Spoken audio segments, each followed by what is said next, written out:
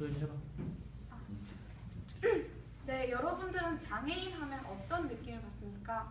저는 가장 먼저 가엾다라는 느낌을 받았습니다. 그 외에도 불쌍하다, 동정, 연민, 불편할 것이다 라는 등의 생각이 굉장히 많은데요. 사전적 의미도 이와 별반 다르지 않습니다. 신체적으로 결함이 있거나 정신적으로 결함이 있어서 사회생활에 제약을 받는 사람이라고 명시가 되어 있는데요. 우리의 이런 대부분의 생각들은 저희가 크면서 자연스럽게 학습되어진 것입니다. 학교에서 또는 부모님들로부터 쟤는 불쌍한 아이잖아, 우리가 도와줘야지, 아니면 쟤는 저럴 수밖에 없어, 왜냐면 쟤는 장애인이니까 라는 데 생각으로 말입니다. 저는 이번 학기 시민교육 특강을 통해 장애인에 대한 인식이 많이 바뀌었습니다. 그리고 제가 많은 고정관념을 가지고 장애인을 대했다는 것을 알 수 있었습니다. 저는 여러분들도 저와 다르지 않을 것이라고 생각하여 이 스피치를 준비하게 되었습니다. 네, 여러분, 제가 질문 하나 하겠습니다. 여러분들은 정말 장애인이 결함이 있고 사회적으로 제약을 받는 존재라고 생각하십니까? 제가 오늘 여러분들께 말씀드릴 것은 장애인은 결코 사회적으로 제약을 받지도 결함이 있지도 않은 사람이라는 것입니다. 첫 번째로 저는 여러분들께 사회적으로 제약이 있거나 결함을 받지 않는 장애인들에 대해 소개할 것입니다. 두 번째로 저는 여러분들께 여러분이 가져야 하는 장애인에 대한 바른 인식에 대해 설명드리겠습니다. 저는 한 소녀 덕분에 이 스피치를 준비하게 되었다고 해도 과언이 아닌데요. 여러분도 모두 피아니스트 이혜아 씨를 알고 계실 겁니다. 흔히 네 손가락 피아니스트라고 더 잘 알려져 있는 이분은 저도 어릴 적부터 책을 통해 접했고 커가면서도 뉴스나 영상 등을 통해서 많이 접하였는데요. 이혜아 씨는 양손에 손가락이 각각 2개씩밖에 없고 무릎 아래로 다리가 없는 선천성 사지기억 1급 장애로 태어났습니다. 그녀는 장애로 태어났음에도 불구하고 연필 쥐기도 힘든 손가락에 힘을 기르기 위해 피아노를 시작하였습니다. 그녀가 소나기 힘을 기르기 위해 시작한 피아노는 그녀에게 희망을 전하는 천사, 최고의 피아니스트라는 수식어를 가져다 주었습니다. 물론 그녀가 통과해야 하는 많은 장애물들이 있었겠지요. 네 손가락의 피아니스트 희화의 일기라는 책에 따르면 그녀는 한 곡을 완주하기까지 다른 사람들보다 몇 배 노력이 필요했기에 손에 쥐가 나도록 연습을 해야 했고 다리가 짧은 탓에 페달을 밟기까지 매우 오랜 시간이 걸렸다고 합니다. 이혜아 씨의 이러한 노력은 많은 고난을 극복하고 나서 얻어진 것이라고 할 수 있는데요. 이를 통해 이혜아 씨는 피아니스트로서의 인정을 받았다고 할 수 있습니다. 네, 여러분, 장애인이 피아노를 연주한다고 하여서 물론 더욱 애틋하게 다가올 수 있습니다. 아주 작은 그녀가 커다란 피아노를 연주하는 모습은 우리 모두의 마음을 뭉클하게 합니다. 두 번째로 또 잘 알려진 장애인으로는 오토다케 히로타다 씨가 있습니다. 본명보다 오체불만족이라는 책으로 더욱 잘 알려져 있는데요.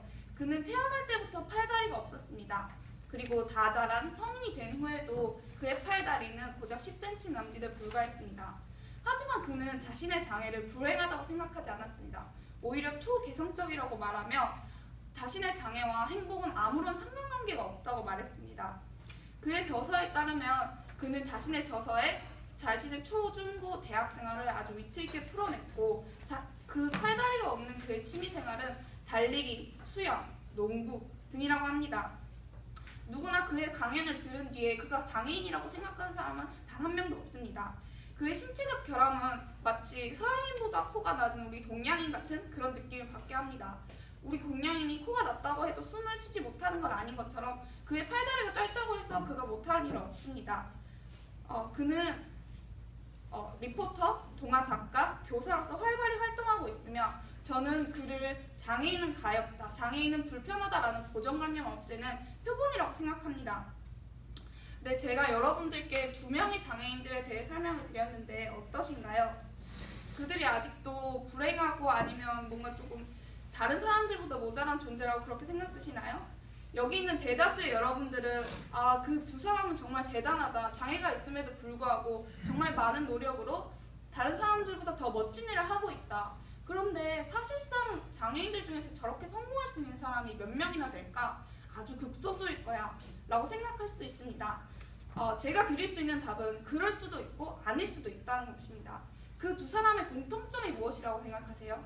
그 2사람의 공통점은 주변인들이 그 사람들에게 장애인은 결함이 아니다, 장애인은 제약을 받는 존재다 라는 장애인은 제약을 받는 존재가 아니다 라는 믿음을 주었다는 것입니다. 주변인들이 그들을 그저 다른 사람들과 다를 뿐, 비장애인과 다를 뿐, 그들과 같이 대우했다는 것입니다. 대표적인 예로 이희아 씨의 어머니는 자신의 딸을 장애인 학교, 즉 대안학교에 보내지 않고 일반 학교에 보내려 하였습니다. 물론 비장애인도 마찬가지입니다. 주변인들이 사회에서 너는 결함이 있는 사람이야. 너는 제약을 받고 있어. 너는 아무리 노력해도 저기 있는 저 잘난 사람들과 같아지지 못해. 이런 식의 세뇌를 계속해서 주입한다면 그 사람은 영원히 약자로 남을 수밖에 없습니다.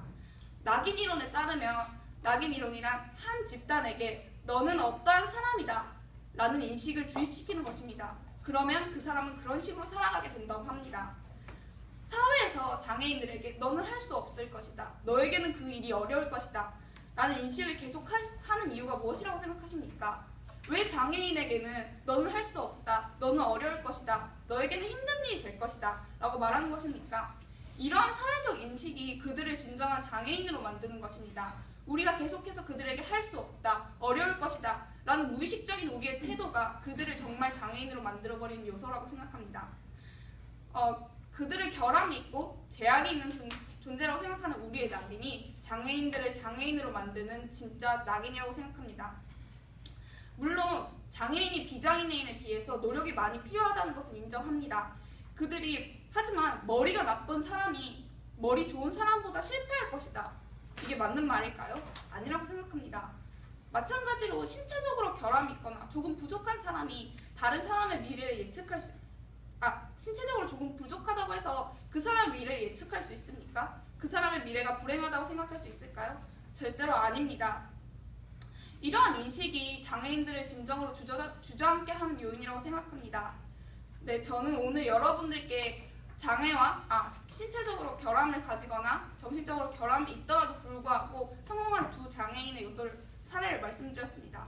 그리고 여러분들께 두 번째로 말씀드린 것은 우리가 장애인에 대해 가져야 할 바른 인식에 대해 설명드렸습니다.